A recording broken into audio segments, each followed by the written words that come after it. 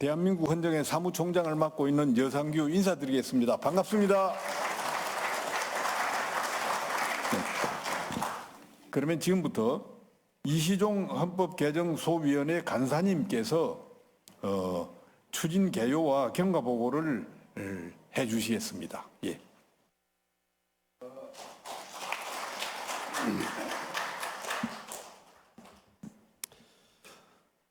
안녕하십니까. 저는 헌정의 헌법개정소위원회 간사를 맡고 있는 이시종입니다. 지금부터 추진 개요를 설명드리겠습니다. 이번 헌법개정안은 기본적으로 분권형 국가를 지향한다는 대전제하에 정부 형태에 있어서는 일부 학계 및 시민단체 등에서 의원내각제 형태를 선호하는 경향이 있으나 우리 국민들의 정서, 헌법 헌정회원 대상 설문조사 결과 등 여러 입장을 고려하여 임기 4년 1차 중임의 대통령 중심제로 하되 대신 대통령의 권한을 국회와 지방자치단체에 대폭 이양, 축소하는 분권형 대통령 중심제가 가장 현실적인 대안이라고 판단하였습니다. 여기에 대통령 임기 4년 1차 중임제와 분권형 대통령제는 상호 조건부 공동 운명체 관계로 바늘에 실 가듯 함께 동반해야 한다고 봅니다. 국회 구조에 있어서는 서구 선진국의 보편화된 가치로 정착된 지역 대표형 상원제를 도입함으로써 국회 내 자율 조정 통제 기능 부여로 단원제 국회의 입법 독주를 방지하고 입법 품질을 제고하며 국회와 정부 간 대립 시 상원의 중재 조정 역할을 기대하고 국회 상원의 정부 고위 인사 임용 동의권 부여로 정부와 국회의 소통 창구를 열고 타협을 유도시키며 지역 대표형 상원제가 지방분권 균형 발전을 담보할 보루소리 역할을 수행하는 것입니다. 또 헌법상 대한민국 구성의 2대 구성 요소가 국민과 영토인 바 현재 국민 대표형 국회 이외에 영토 즉 지역 대표형 국회가 있어야 헌법 정신에 진정 부합된다고 생각합니다. 다음입니다. 또 남북 통일에 대한 사전 대비 등 긍정적 효과가 기대되는 분권형 국회 양원제가 늦었지만 이제라도 도입돼야 한다고 판단하였습니다. 통계에 따르면 G7 국가는 모두 양원제, G15위 국가 중 한국 이외에는 모두 양원제, G22 국가 및 인구 1200만 이상의 OECD 15위 국가 중 한국과 투르키예 이외에는 모두 양원제이며 우리나라도 제2공화국 때 양원제를 시행한 경험이 있습니다. 양원의 규모 및 권한 관계에서 하원, 민의원은 현행과 같이 200인 이상으로 하되 예산, 경제, 국내 관련 정책의 최종 결정권을 부여하고 상원, 참의원은 시도별 균등 배분 원칙하에 총 80인 이하로 하되 외교, 국방, 안보, 지방균형 발전 관련 정책의 최종 결정권 및 정부 고위 공무원 임용 동의권을 부여하며 나머지 정책은 양원 모두에게 부여하되 양원의 의결이 다른 경우에는 국회 의결은 부결 처리되는 것으로 하였습니다. 다만 지역 대표형 상원제를 실시할 경우 총량 불변의 법칙을 적용하는 안을 제안합니다. 현 국회의원 정수 300명 범위 내에서 양원 즉 참의원 의원, 민의원 의원 정수를 배분하는 총원 불변의 법칙이거나 만약 국회의원 정수 300명 초과 시에는 현 국회의원 300명 관련 총 예산 범위 내에서 참의원 및 민의원에 나누어 예산을 배분하는 총액 불변의 법칙을 적용하여 가급적 국민 정서에 부합하고자 합니다. 22페이지입니다. 아울러 국정의 안정을 위해서 대통령, 민의원 의원, 참의원 의원 선거를 점진적으로 같은 날 선거토록 하여 가급적 여소야대 현상을 줄이는 것입니다.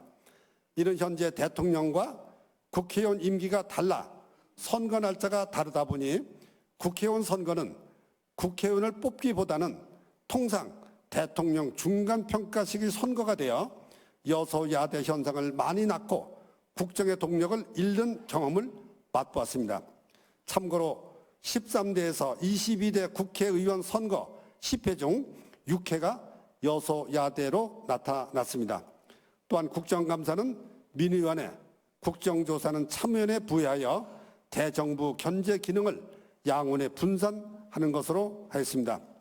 지방자치 균형 발전을 위해서 지역 대표형 상원제를 도입하고 지방자치 규정 재정 권한을 현행 법령의 범위 내에서 법률에 위배되지 않는 범위 내로 상향 확대하며 국가의 지방자치 균형 발전 지원 책무를 부여하는 대신 지방자치단체장에게 지방자치 건전 운영에 관한 선언적 책임도 함께 부여하는 등 지방분권 균형 발전 강화를 지향하는 것으로 하였습니다.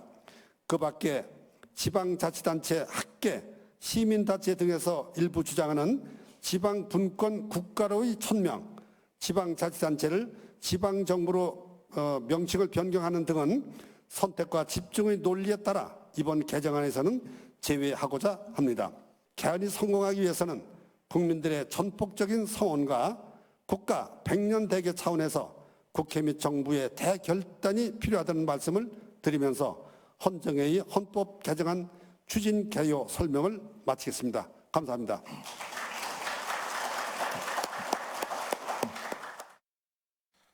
그럼 바로 토론에 들어가도록 하겠습니다. 서울대학교 정치학과에 계시는 강원택 교수님부터 말씀을 하시도록 하겠습니다. 네, 안녕하세요. 소개받은 서울대학교 강원택입니다. 뜻깊은 자리에 불러주셔서 감사합니다. 우리 정대철 회장님, 우리 정치학회 큰 선배님이시기도 한데 좋은 그 제안을 하셨습니다. 그 시간이 없기 때문에 바로 제 말씀을 드리겠습니다. 일단 그 왜 바꿔야 되느냐에 대한 이야기부터 좀 해야 될 것 같습니다. 그 부분이 조금 더 명확하게 돼야 우리가 무엇을 바꿔야 되고 왜 바꿔야 되는지에 대한 이유가 좀 더 명확해질 것 같은데요. 저는 한 3가지 정도 생각을 합니다. 첫째는 이제 양극화죠. 정파적 양극화. 여기 그 과거에 우리 정치를 이끌어 오신 역전의 용사분들이 많이 오셨는데 그때보다 확실히 못해진 것 같습니다. 정치가. 근데 그 양극화의 핵심은 결국은 권력의 독점인 것 같습니다. 승자 독식. 공유할 수 없는 권력. 이게 이제 결국은 핵심인 거죠. 그래서 승자는 100을 다 가져가고 패자는 그 잃어버린 100을 찾기 위해서 죽어라고 싸워야 되는 게 지금의 이제 현실입니다. 그래서 서로 공유할 수 있는 권력을 만들어내는 게 일단 변화의 한 방향이 아닐까 이런 생각이 듭니다. 그렇지 않다면 뭐 어떤 형태의 제도를 바꾸든 승자 독식의 상태가 지속이 된다면 뭐 이런 양극화의 문제는 해결되기 어렵다 생각이 들고요. 두 번째는 이제 정치 제도, 권력의 안정성입니다. 아까 몇 분 선생님께서 말씀하셨습니다만, 그 대통령제는 내각제와 달리 제도적인 특성이 임기의 고정성입니다. 임기의 안정성이죠. 4년이면 4년, 5년이면 5년, 뭐 과거 프랑스처럼 7년이면 7년 정해져 있는 임기 기간 동안 소신껏 하고 그 다음에 평가를 받는 게 대통령제입니다. 그래서 임기 중반에 임기 안정성이 흔들리면 이미 제가 볼 때는 그 제도의 특성은 이미 이제 잃어버리게 된 거라고 볼 수 있습니다. 세 번째는 장기적인 국가과제 설정이 안 됩니다. 아까 우리 안성훈 교수님 뭐 지방소멸 말씀도 하셨는데 지방소멸이든 혹은 뭐 저출산이든 이게 다 장기적인 국가과제입니다. 5년마다 완전 이전 정부가 다 엎어버리고 새로 시작합니다. 이거는 우리나라뿐만 아니라 미국 대통령 돼서 비슷하게 나타납니다. 트럼프가 오면 그 정권을 다 엎어버리겠죠. 그러니까 4년마다 새로 하고 5년마다 새로 하는 정책이 계속 거듭되는 한 장기적인 국가과제가 해결되지 않습니다. 그러면 이제 사회는 굉장히 현상이 유지가 되는 보수화된 상태로 갈 거고 거의 뭐 불만은 쌓일 거고 문제는 해결 안 되고 그럼 뭐 누군가 파퓰리스트가 나타나서 내가 싹 다 고쳐주겠다. 그런 선동의 정치가 나올 수도 있는 그런 상황이 됩니다. 그래서 바꿔야 될 것 같습니다. 대통령제는 이제 더 이상 유효하지 않은 것 같고요. 마지막으로 한 말씀만 더 드리면 과거에 우리가 생각하는 대통령의 그림이 있습니다. 87년에 우리가 대통령제를 채택했을 때 다시 우리가 머릿속에 떠올리는 대통령의 상이 있었습니다. 굉장한 권위를 갖고 있고 내가 그 사람을 지지하건 뭐 안 하건 그런 차이는 있지만 그분이 대통령으로서의 권위를 갖추고 있고 카리스마를 갖고 있다는 데 대해서 부정하는 사람은 없었습니다. 지금은 그런 권위를 갖고 있는 인물을 만나기 어렵습니다. 앞으로도 그럴 것 같습니다. 그러니까 이제 전반적인 토대가 약화된 거죠. 그래서 바꿔야 되는데, 그래서 결론부터 말씀드리면 저는 헌정에서 이야기한 전체적인 방향에 대해서 다 동의를 합니다. 분권형으로 가자, 양원제 가자, 다 동의합니다. 근데 이제 구체적인 부분에서 조금 논의가 필요해 보이는데요. 우리 성남인 총장님께서 아까 의원정부제 말씀하셨는데, 이제 영어로 이야기하면 듀얼 이그제큐티브입니다. 그러니까 행정적인 역할을 하는 사람이 둘이 있는 거죠. 근데 권력의 디자인에 있어서 가장 중요한 거는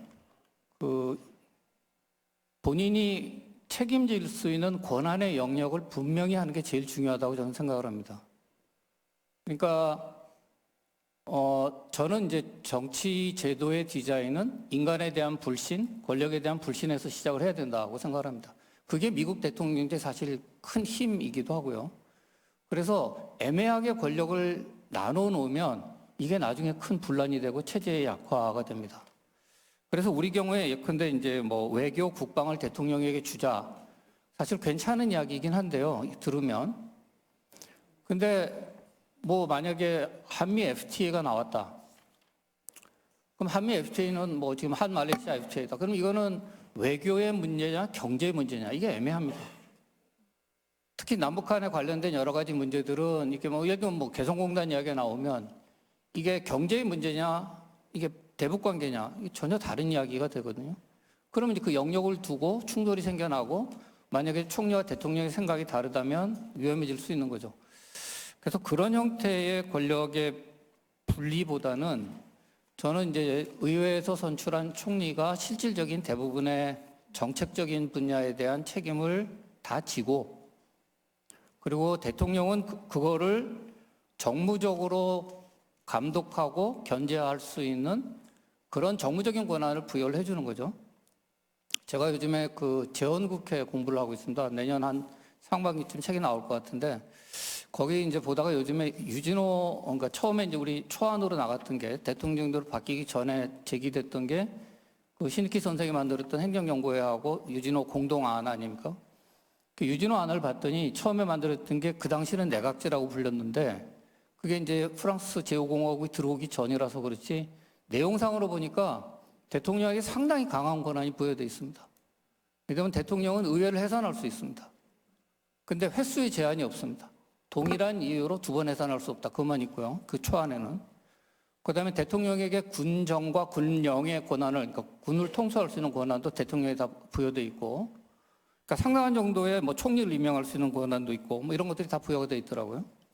그래서 그런 형태 혹은 뭐 강요에 대한 뭐 부분적인 뭐 임명에 대한 뭐 동의하지 않는 거라든지 이런 형태의 권한을 부여를 하고 정책적인 측면에서는 지방소멸 문제라든지 뭐 혹은 저출산이라든지 혹은 기후 위기라든지 이런 장기적으로 국가가 해야 되는 그런 부분에 대한 것들로 역할을 나누는 게 맞지 않느냐 이런 생각이 들고요.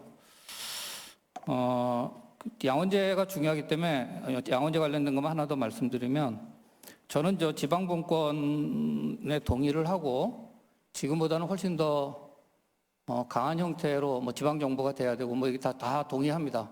다 필요하고 양원제는 저는 요거는 조금 약간 생각이 다른데 안 교수님과 좀 다른 거는 상원은 지역적인 그러니까 독일의 상원처럼 지역과 관련돼 있거나 헌법에 의해서 특정한 영역을 이렇게 맡기는 게 낫지 동일한 형태 이게 스트롱 형태인데요. 강한 형태의 양원제는 경우에 따라서는 파행이 하원에서의 파행이 상원에서도 반복될 수 있는 그런 위험이 있다는 점 하나 이야기하고 싶고요.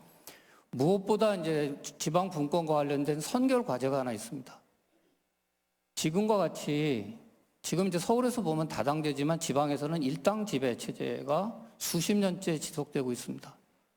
그래서 정치적 다원성이 지금 보장되지 않고 있는 지역에 굉장히 강한 권력이 일방적으로 부여되는 게 옳은가에 대한 문제도 있습니다.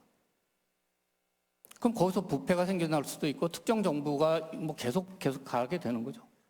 그래서 정치적인 생태계가 다원성을 보장할 수 있는 선거제도의 개혁이나 정당법의 개정이 같이 가야만 지역으로의 분권이라고 하는 것이 효과를 발휘할 수 있다.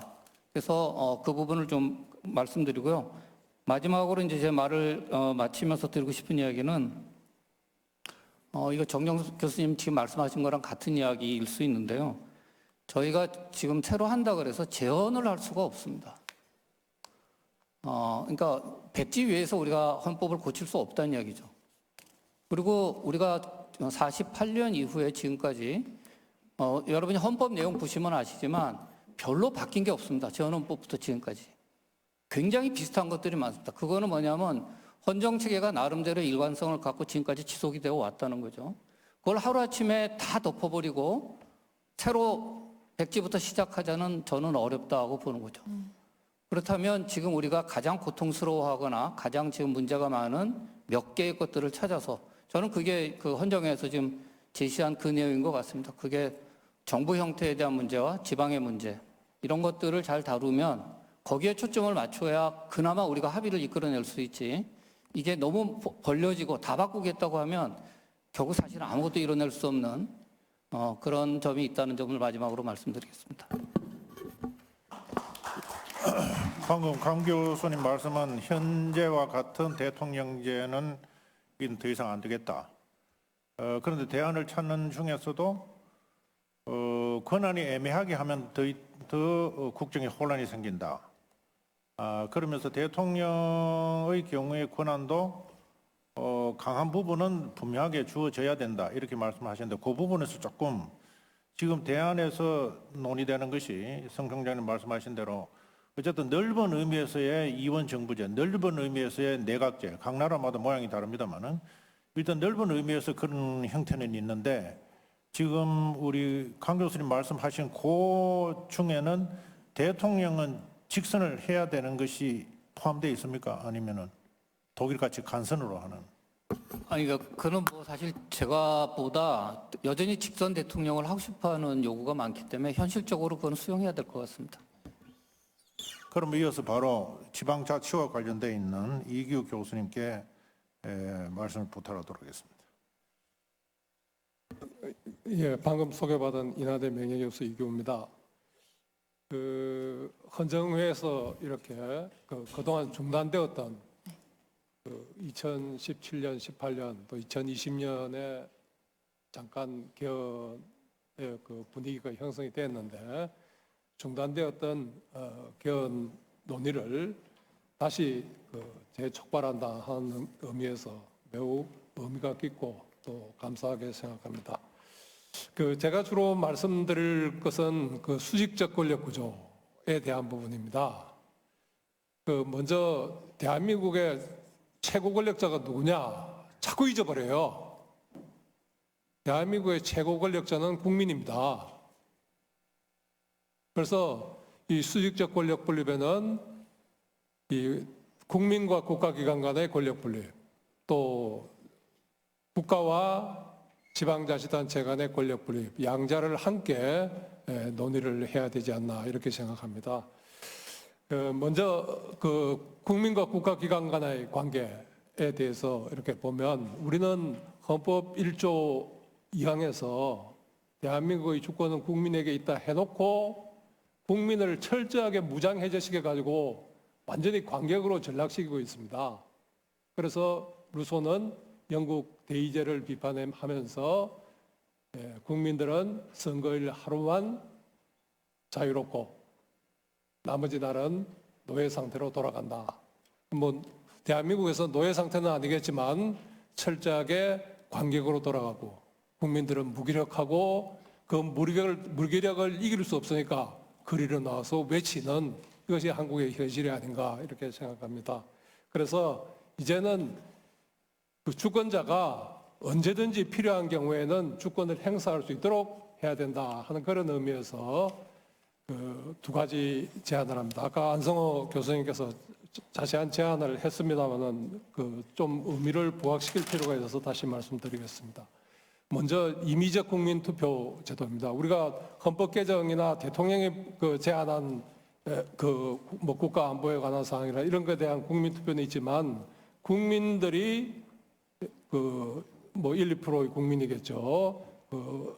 국회가 결정한 법률안에 대해서 국민들이 거부할 수 있는 권한, 그 권한은 없습니다. 그런 것을 우리는 임의적 국민투표라고 얘기하는데 이게 왜 필요하냐? 오늘 주제가 된 정치 양극화를 극복하기 위해서 그렇습니다.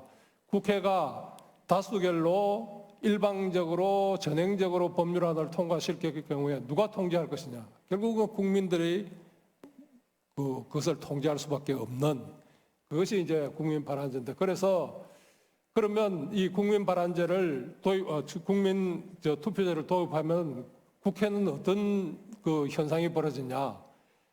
일방적으로 법률을 통과시켜 놓으면 이게 국민 투표에서 부결될 수 있다. 그렇기 때문에 그런 부결이 일어나지 않도록 충분한 협의를 거쳐서 법률안을 통과시키게 되는 거죠. 그래서 스위스에서는 이 국민 투표를 가르쳐서 협치 강제제도다 이렇게 얘기를 합니다. 우리가 아무리 협치를 말로 우리가 강조한 거는 아무리 해도 그게 현실에 실천이 안 되는데 이 국민 투표제를 도입해 놓으면 국회가 일방적으로 통과시키는 그런 경우에 그것을 무산시킬 수 있는 그래서 이것을 국민 거부권이라고 하는데 지금 대통령 거부권 요즘 형사가 많이 돼서 지금 전국의 경직화를 가져오고 있죠. 그래서 대통령의 거부권보다도 국민 거부권, 국민 투표를 통한 이것을 활성화시키는 것이 전국을 안정시키고 정치 양극화를 극복하는 데 상당한 효과를 가지고 올 수 있지 않나. 또 스위스에서 정치가 안정된 것도 바로 이러한 국민투표 덕분이다 하는 말씀을 좀 드리고 싶고요. 두 번째, 국회가 국민이 필요한 입법을 하지 않을 경우에 국민입법으로서 국민발안제인데 헌법 개정도 마찬가지입니다. 발의 요건이 좀 다른 거죠. 그래서 이것도 국회가 움직이지 않을 때 국민들이 나서서 필요한 입법을 스스로 할 수 있는 그런 면에서 반드시 필요한 제도라고 보여지고요. 요건은 아까 안성호 교수님 말씀하셨으니까 더 이상 말씀드리지 않겠습니다. 그다음에 두 번째 제가 주로 관심을 가진 또 하나의 분야가 이 지방분권 분야인데 그래서 이 지방분권에 대해서 아마 대한민국에 대해서 가장 확실하고 절실하게 제안을 한 사람이 토플러가 아닌가 이렇게 보는데 토플러가 2001년에 위기를 넘어 21세기 한국의 비전이라는 보고서를 제출하면서 이 산업시대 그러니까 우리 개발 시대죠. 그때는 중앙 집권적인 체제가 효과적이었고 상당한 성과를 거두었으나 이 지식산업사회, 지식정보사회가 되면서 더 이상 그러한 체제는 작동하지 않는다. 이렇게 하면서 대한민국의 정부 체제를 근본적으로 바꾸기를 요구했습니다. 그런데 전혀 그것이 반영되지 않고 있는 것이 현실입니다. 왜 그러냐? 산업화 시대는 정답이 있는 시대였습니다. 그런데 지식정보사회가 되면서 정답이 없는 사회를 우리가 살고 있는 거죠. 그래서 국회가 그 법률을 정하지만 그것이 정답이라고 할 수 없는 사회가 된 겁니다. 그래서 이 정답이 없는데 국회가 잘못 법률을 정해놓으면 전 국민이 피해를 보게 되는 거죠. 그래서 이 경우에는 토플러는 이렇게 말합니다. 계란을 한 바구니에 너무 많이 담지 마라. 입법조차도 이것을 다양한 실험을 할 수 있도록 상당한 입법권을 지방에 넘겨서 지방이 정답을 찾아내고 만약에 그것이 실패하더라도 그 지방에만 그 위험이 국한되도록 위험을 분산시켜야 된다.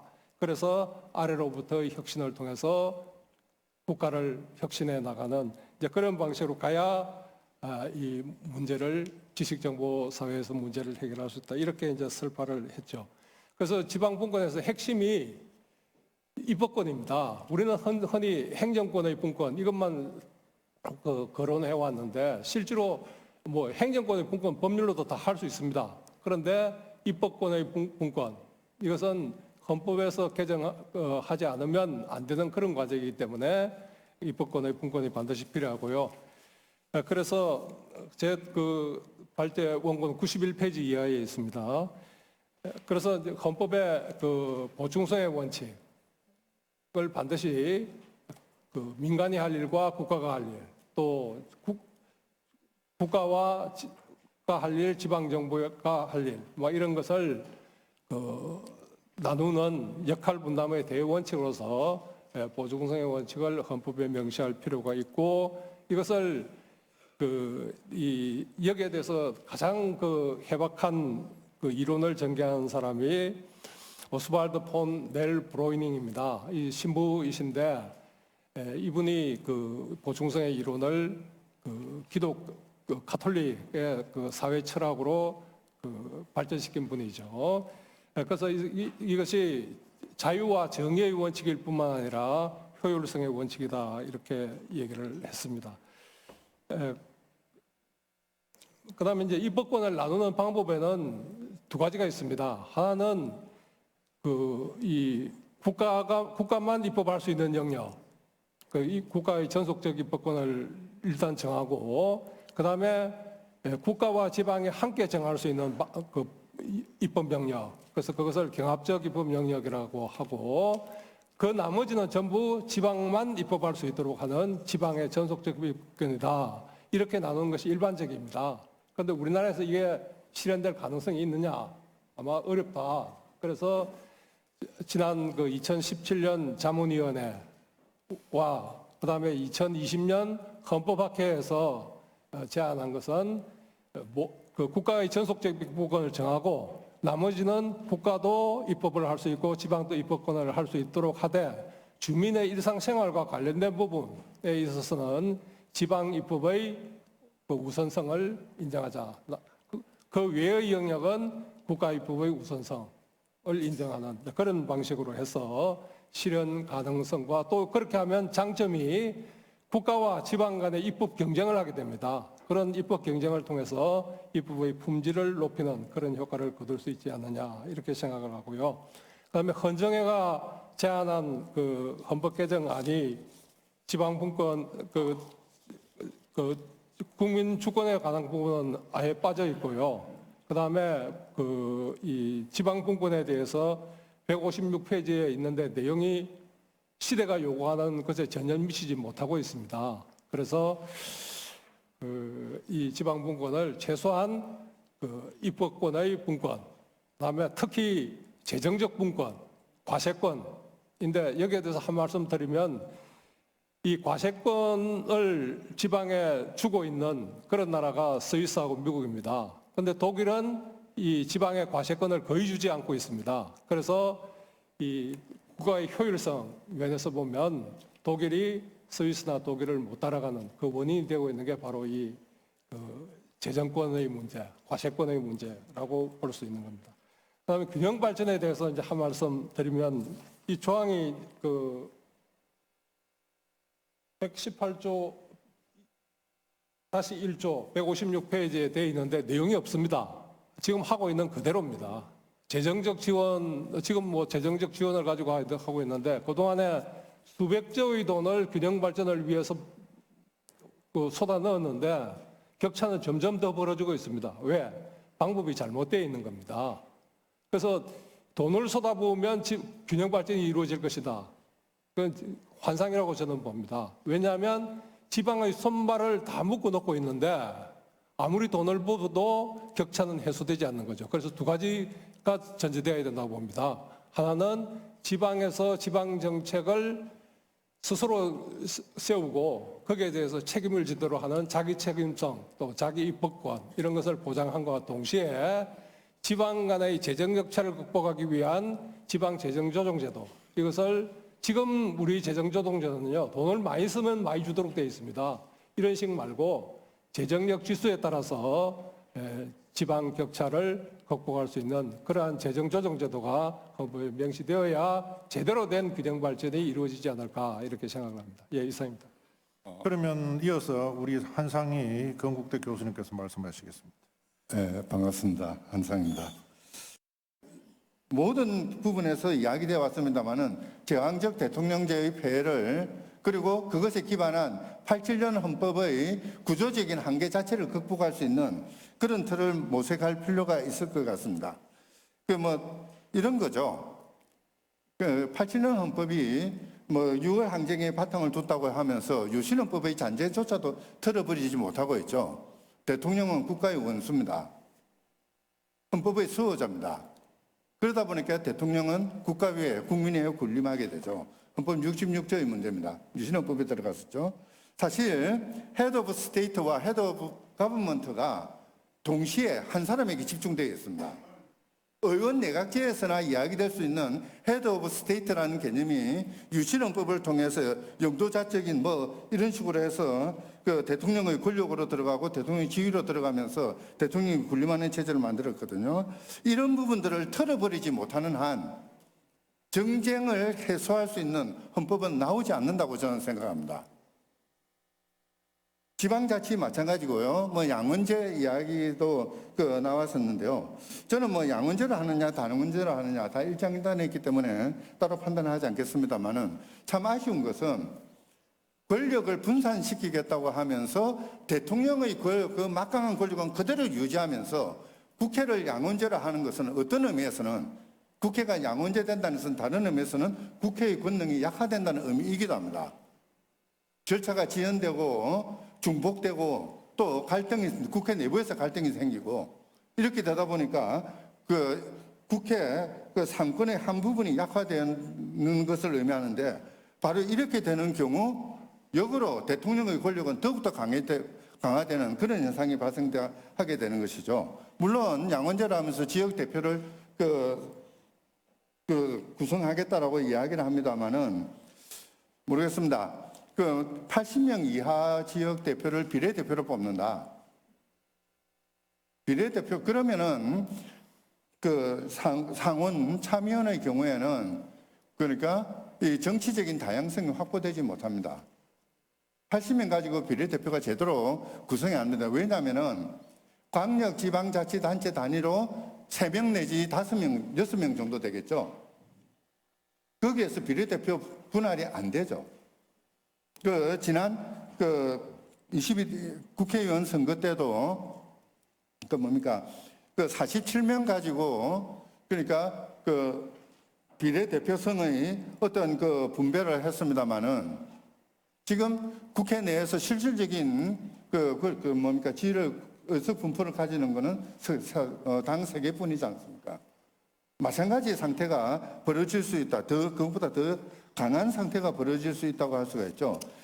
그래서 안승국 선생님 68페이지에 있는 지역 대표를 30 몇 명입니까?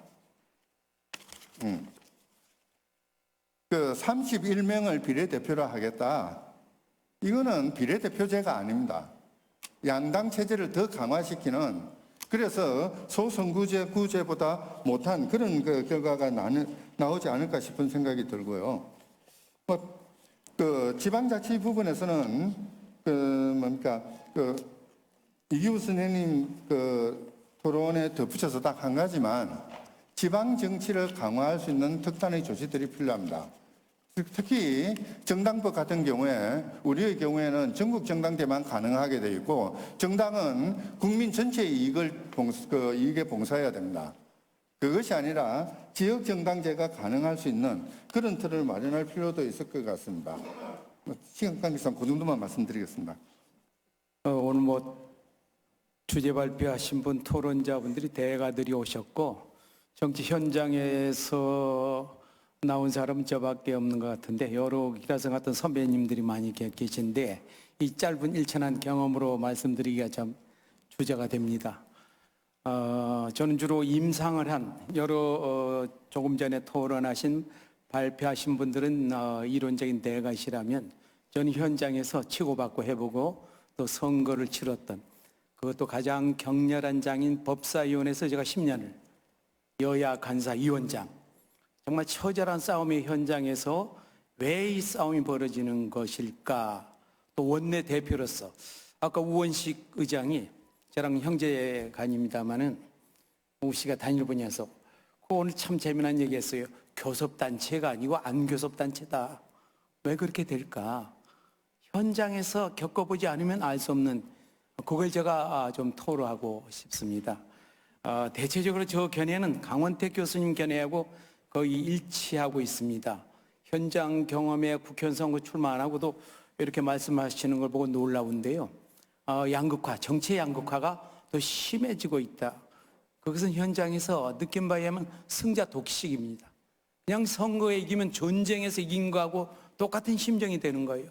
저희 당이 이겼을 때도 와, 전쟁에서 이긴 것 같은 느낌을 가졌고요. 지니까 야, 언제 잡혀가지? 하는 두려움을 갖게 됐습니다. 이것은 현장에서 선거를 치르고 당파적으로 싸워보지 않은 사람이 느끼는 거하고는 하늘과 땅 차이입니다. 그게 고상하지 않습니다. 목숨을 건 싸움을 우리가 할 수밖에 없구나. 그래서 국회는 제가 책을 2권 썼습니다. 주제 넘는 한국 정치와 새로운 헌법 질서 개헌을 말한다. 국회는 한마디로 정의를 한다면 고지 탈환을 위한 베이스 캠프의 다름 아니다. 선거에 졌으면 저 고지 탈환을 위해서 우리는 베이스 캠프를 차려야 돼. 고상하게 국가의 100년 대계를 상대를 존중하고, 이건 있을 수 없는, 제가 국회의원이 되기 전에 변호사로서는 꽤 고상한 지식인이었어요. 야, 국회의원들만 갈아치면 나라가 잘 되지. 대통령 저가 되고 나니까 친구들이 저한테 야, 너 인간 이제 쓰레기가 돼간다고 저한테 이야기를 해요. 그래서 제가 원내대표 때 내가 격려하는 자리에 갔더니 점점 술 한잔 먹더니 욕을 하기 시작하더라고. 그래서 제가 야, 너는 말이야, 너 국회의원 배지 달면 너는 여당이 되면 대통령이 앞잡이 중에 앞잡이 할 놈이고 너가 야당하면 너는 이담 옆차기 할 사람이다. 이런 농담을 원내대표 시절에 주고받았습니다. 그 정도로 우리 정치 현장은 여러분이 밖에서 생각하는 것보다 훨씬 지독하다는 말씀을 제가 드리고 싶어요. 87년 이후에 대통령 8명이 받고 있어요. 국회의원 물갈이는 저가는 거의 최고 수준입니다. 17대 때 거의 60% 이상 물갈이했어요. 근데 가장 치열하게 싸웠던 국회 중에 하나입니다. 그래서 물갈이라고 쓰지 말아라. 고기갈이라고 써라. 물이 썩어 있는데 물을 언제 갈았냐? 고기들만 드러냈다. 고기들은 금방 오염됩니다. 여당은 정부의 앞잡이, 야당은 투쟁. 그 틀을 벗어나온다는 건 너무나 힘들었어요. 저는 그래도 원래 이 용기가 부족해서 비겁하게 타협을 중시하는 의원이었습니다. 좋게 말하면 타협주의자고 나쁘게 말하면 투사가 아니었어요. 원내대표 때도 가급적 타협을 어떻게든 해보려고 법사위원장. 그러나 이 한계에서 벗어나기가 굉장히 이건 사람의 문제도 있지만 제도가 나를 이렇게 쥐어짜는구나. 야당은 그저 싸우지 않으면 생존이 안 돼요. 검찰 권력이 두렵고 국정원이 두렵고 정치해보면 느낍니다. 여당이 되면 좀 편해요. 뭔가 하여튼 권력이 나를 보호해주는 느낌이고. 그래서 비교법 측면에서도 이런 제도는 우리로서는 굉장히 안 좋은 제도를 갖고 있다. 마지막으로 제가 꼭 강조드리고 싶은 게 대한민국의 문제가 뭔가 이제는 갈등이 너무 많은 나라라는 걸 제가 느꼈습니다. 지역 갈등, 노사 갈등, 여야 갈등, 갈등 천국이었다. 그래서 제가 원내대표 때 그 얘기를 좀 많이 했어요. 왜 갈등이 이렇게 많은고? 그건 자원 배분을 놓고, 권력도 자원이거든요. 너무나 독점하기 때문에, 또 지역끼리도. 그래서 이 갈등이 많은 나라는 다수결로 하는 이런 제도는 맞지 않다. 시간이 걸리더라도 합의하고 조정하고 협의민주주의로 가는 게 맞겠다. 그래서 저같이 공부를 많이 하지도 않는 사람이 논문을 하나 읽었어요. 아렌트 레이파트가 갈등이 많은 나라의 거버넌스는 뭔가? 그건 다수결이 아니라고. 협의민주주의로 가야 된다. 그러면 협의민주주의에 맞는 시스템은 어떤 것인가? 저는 이와 같은 대통령제는 아니라고 저는 개인적으로 확신했습니다. 상대를 존중하기 어려운 시스템이다. 그래서 굳이 어떤 제도 틀에 묶이는 건 아닙니다만은 여야가 연정할 수 있는, 그리고 이렇게 양극단으로 나는 중도 진보야, 중도 보수야, 중도가 서기가 굉장히 어려운 지형이에요. 그래서 중대선거구제, 선거구제 개편이 필연적으로 전제돼야 된다. 중대 선거구제, 그다음 정당 명부식 비례대표제 해서 적어도 나한테 맞는 이념의 스펙트럼을 서너 개는 갖고 당을 해야지. 이것 아니면 저것. 그것도 지역 정당하고 결부되니까 얼마나 엄청난 잘못된 결과를 초래하는가. 그래서 중대 선거구제로 하고 그다음에 정당 명부식 비례대표로 해서 정당이 좌우의 극단도 필요하고 중도 보수, 중도 진보도 자기의 그 몫을 가질 수 있는, 그래서 연정이 가능하도록 그런 시스템으로 가는 게 좋겠다. 결론적으로 저는 우리 선배 의원님들께서 이 시안을 마련하는 걸 개인적으로 저하고는 좀 상당한 차이가 있습니다만은 대통령제는 국민들의 열망이 또 그걸 무시할 수가 없기 때문에 직선제로 하는 것 오케이. 그러나 그 대통령의 권한을 명확하게 최소화하지 않으면 더 큰 혼란이 일어난다고 봅니다.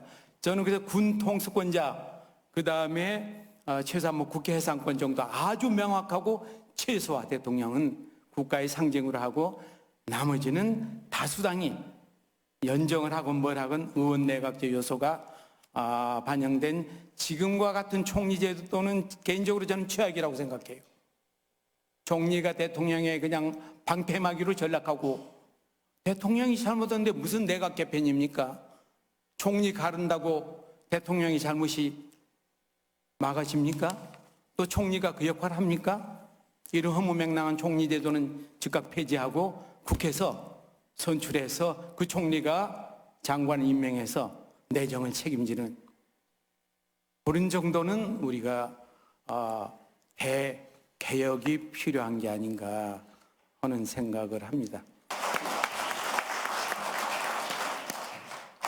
우리 우영건 의원님께서 말씀하시면 1시간 이상 해야 되는데, 예, 그 큰 틀에서 이제 말씀하신 내용이 우리가 건국 이후에 유지되어 온 것은 이게 다수제 민주주의다. 다수제 민주주의도 이게 제대로 지금 작동을 해본 것이 아니다. 이런 진단을 하셨고, 그러면 우리 정치학에서 늘 하는 얘기입니다만은 합의제 민주주의 이 틀로 근본적인 패러다임을 이거를 바꿔가는 그 구조 안에서 이 권력 구조도 다시 설계를 해 들어가야 한다는 큰 말씀을 하셨습니다. 아까 한상희 교수님 아까 말씀 중에 합의제 민주주의 이런 논의를 하다 보니까 아까 말씀이 다시 한번 생각이 되는데, 우리나라에서도 이제는 지역당을 만들 때가 되었다. 그거는 이미 학자들은 벌써 논의를 많이 했습니다만은 지방선거를 하는데 왜 전국 정당이 개입을 하느냐? 물론 전국 정도도 할 수는 있겠죠. 그렇지만은 지방자치라고 하는 것은 지역당 스스로가 지역당이 나오고 그렇게 했을 때 민주주의적인 요소가 훨씬 더 많고 분권적인 요소가 훨씬 많을 텐데, 이 정당 구조도 마찬가지로 그런 큰 틀 속에서 보면은 단순히 다수당 이렇게 보는 것보다도 다수당 안에서도 전국 정당의 틀을 가지고 있는 것과 지역 정당을 가지고 있는 이제는 한국에서도 그렇게 될 때가 되지 않나, 이런 틀도 결국은 합의제 민주주의 틀 속에서 우리가 같이 생각해 볼 수 있지 않나, 그런 생각이 듭니다. 현실 정치에서 워낙에 시달리시다 보니까 그 내막을 워낙 잘 아시는데, 사실은 앞에 토론해 주신 교수님들도 책만 보신 분들은 아닙니다. 우리 한국 현실을 지속적으로 같이 관찰을 하면서 고민을 하면서 이 논의를 쭉 해오셨는데, 그래도 이제 학자들은 현실에 바로 부대끼어 보시질 않았기 때문에 그 감도가 서로 다르죠. 국회의원들보다는 조금 덜 하겠습니다만은 현실에서 가장 가깝게 우리 헌정사를 이제 보시는 쪽이 바로 이제 언론 쪽이신데, 두 분이 우리나라에서 중요한 주요 언론사의 중진 언론인입니다. 그래서 현실을 항상 이렇게 보시면서 어떤 문제의식을 가지고 늘 계셨기 때문에 그 두 분의 말씀을 이어서 듣도록 하겠습니다. 이정민 중앙일보 논설 주간님 말씀해 주시겠습니다. 이정민입니다. 한 번도 어떤 국회에서도 개헌 논의가 없었던 적이 없습니다. 수도 없이 개헌 논의가 있었고, 또 어떤 시기부터는 개헌안까지 굉장히 정교한 안까지 만들어서 언론에 발표도 하고 하셨는데, 이 번번이 구체적인 논의조차 잘 안 되고 공론화되지 못하고 이게 사장이 됐습니다. 저는 그게 왜 그럴까 이렇게 좀 생각을 해봤는데 결국은 아까 어떤 분이 말씀하셨습니다만 우리 국민, 그러니까 주권자는 결국 국민이다. 국민으로부터 나온다고 하면서 그간의 국회 개헌 논의는 국민은 배제한, 국민은 도외시한, 그리고 그 공급자 마인드의 개헌 논의에 그쳤던 거 아닌가. 이런 패턴이 계속 되풀이됐죠. 임기 말에 대통령의 지지가 좀 약해지고 어려워지면 개헌 카드를 가지고 그것을 뭔가 전국 돌파의 카드로 쓰고 그러면 야당이 반발하고 또 어떤 경우에는 야당에서 개헌 제안을 하는데 다음에 굉장히 강력한 차기의 후보가 있는 경우에 개헌 논의가 이제 좀 불발이 되고 하는 이런 일이 계속 되풀이됐는데 사실 저는 굉장히 개헌론자고 옛날부터 개헌해야 된다는 칼럼을 많이 썼습니다. 그럼에도 불구하고 지금 이 시점에 오늘 우리가 이런 개헌 논의를 하는 것조차 과연 국민들 사이에 얼마나 공감할 수 있을지 하는 의문이 듭니다. 왜냐하면 이미 지금의 개헌 논의 자체도 정치적으로 저는 굉장히 오염되었다고 봅니다.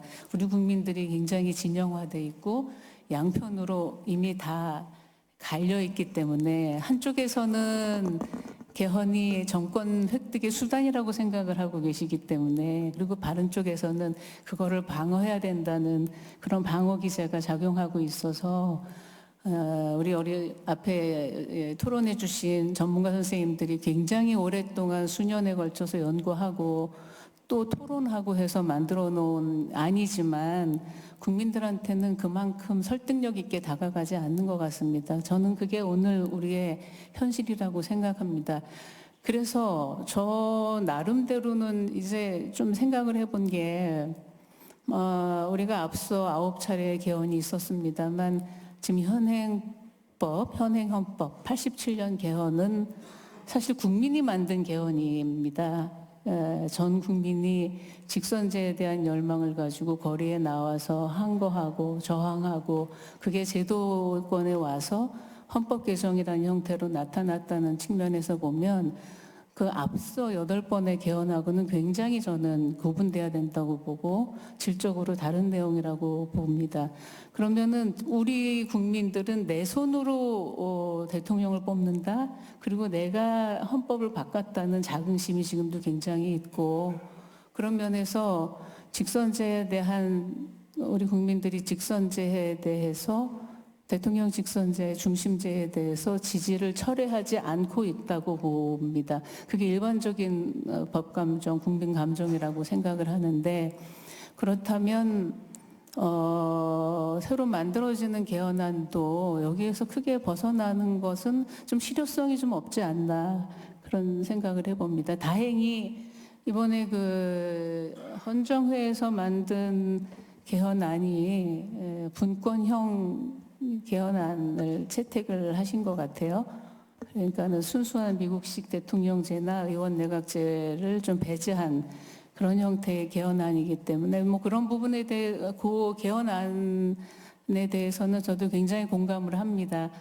그런 맥락에서 한 2가지만 의견을 말씀드리면 대통령한테 지나치게 집중되는 대통령 권한을 좀 분산시키자는 게 핵심인데 그래서 대통령과 총리의 규정을 역할 분담을 해놨고 대통령이 이른바 뭐 외치를 하고 총리는 일반 행정을 통괄하는 뭐 이런 식으로 해놨는데 저는 이 역할 분담에 대하여는 지금보다도 훨씬 더 정교하고 세심한 디테일한 논의가 좀 더 있지 않으면 이게 과연 국민들이 이거를 용인할 수 있을지 하는 생각이 듭니다. 아까 우리 강원택 교수님도 말씀하셨지만 요새 외교, 국방, 통일, 그다음에 내치, 경제, 통상, 뭐 사회 이 문제가 분리될 수 없는 문제입니다.